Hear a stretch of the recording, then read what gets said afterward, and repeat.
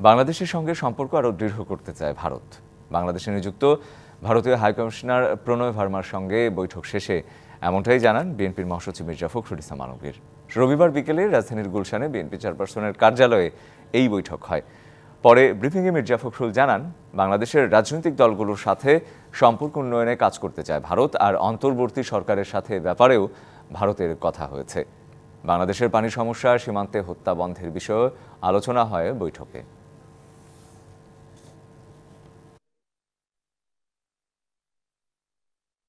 ভারত বাংলাদেশের মধ্যে যে আপনার সম্পর্ক, সেই সম্পর্ককে আরো কিভাবে গভীর করা যায়, দৃঢ় করা যায়, সে বিষয়ে আলোচনা হয়েছে।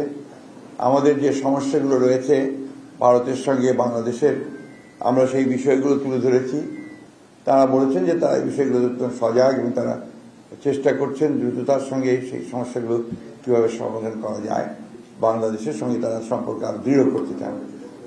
এনজিওর কিস্তি প্রথমবার বিকাশ পেমেন্ট করলেই 20 টাকা ইনস্ট্যান্ট ক্যাশব্যাক।